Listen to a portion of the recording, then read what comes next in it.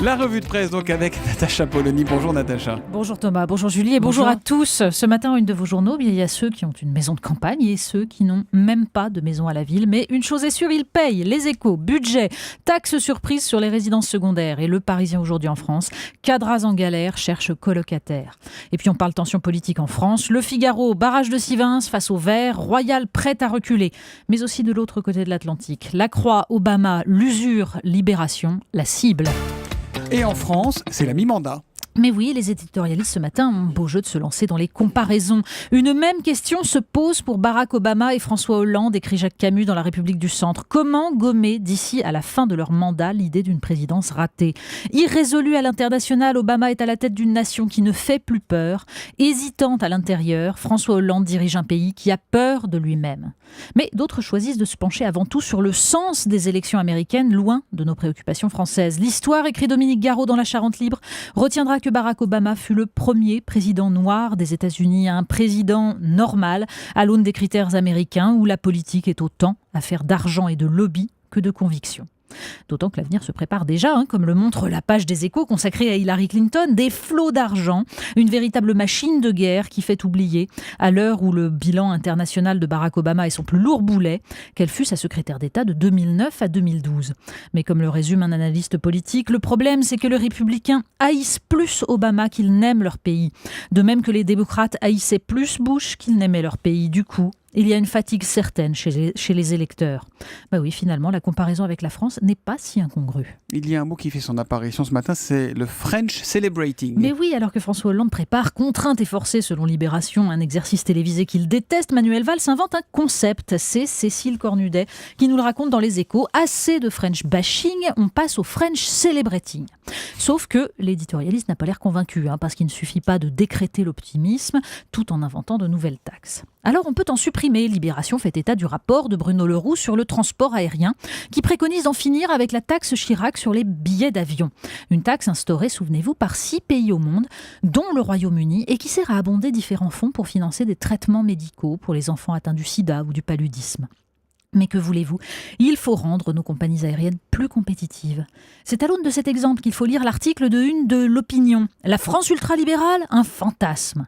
La thèse du journal, entre les dépenses publiques, l'inflation administrative, les prestations sociales, l'État est omniprésent et étoufferait la France. De Jean-Luc Mélenchon à Marine Le Pen, des frondeurs à Christian Estrosi, oui même lui, tous seraient atteints de délire antilibéral. Pensez donc, des sénateurs ont même voulu interdire les publicités pour boissons sucrées pendant les émissions de jeunesse. Communiste, va. Les sondages montrent pourtant que les Français ont un rapport un peu différent à cette question. Ils voudraient plus de liberté pour leurs entreprises, leurs projets, mais plus de protections extérieures, de frontières. Visiblement, en France, c'est le contraire. Concurrence internationale et blocages intérieurs, les inconvénients des deux systèmes. On parle encore beaucoup de Sivins et de ses conséquences ce matin. Mais oui, dans ce contexte, le débat autour du barrage de Sivins est essentiel. En une du Figaro, Yves Tréhard tire à boulet rouge. Une fois encore, l'autorité de l'État serait donc piétinée par quelques énergumènes en mal de publicité. Pour lui, la cause est entendue, les services de l'État avaient validé le projet. Alors pour compléter les déclarations de Nicolas Hulot à ce micro tout à l'heure, il faut lire 2 articles. Le premier, une tribune publiée dans Libération par Frédéric Denez, auteur de Cessons de ruiner nos sols. Non seulement il revient sur cette différence cruciale entre légalité et légitimité dans un dossier où un petit monde d'élus professionnels, dit-il, décide en vase clos, mais surtout, il rappelle que la France est un pays dont la richesse vient de son agriculture et de ses paysages, mais qui méprise autant ses paysans que son sol.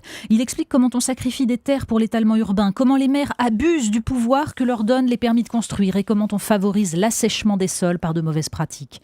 Et dans Le Monde, on découvre comment Jacques Thomas, spécialiste des zones humides et chargé de vérifier l'impact des travaux de Sivins, a pu constater que les 3 hectares qui devaient être préservés selon l'arrêté préfectoral d'autorisation du projet ont été ravagés par les bulldozers. Il annonce son intention de porter plainte. La légitimité manquait, visiblement la légalité est chancelante. L'environnement encore, mais du côté de l'Himalaya. Oui, ça c'est pour prendre de la hauteur, il faut lire dans National Geographic ce voyage au milieu des Sherpas qui conduisent les touristes sur le toit du monde. Le récit de l'avalanche qui a tué 40 personnes, dont 16 Sherpas le 18 avril dernier. Des hommes forcés de braver le danger pour faire vivre leur famille. Mais les damnés de la montagne se sont organisés, ils réclament des assurances pour les orphelins, pour les veuves. Très bel article. On termine avec encore un anglicisme. Laissez-moi, vous allez vous faire des amis, vous, ce matin. Mais oui. Après le French celebrating. Et ben voilà, le Huffington Post nous apprend un nouveau mot, photobombing. Moi, je ne connaissais pas. Le principe, apparaître sur une photo alors qu'on n'a rien à y faire. Le spécialiste, paraît-il, eh bien, ce serait Bill Clinton. Pendant qu'il arrive fait campagne, il se colle avec un rire goguenard à l'arrière-plan d'un portrait d'une petite fille boudeuse. Et en 2013, déjà, c'était sur le cliché d'une chanteuse.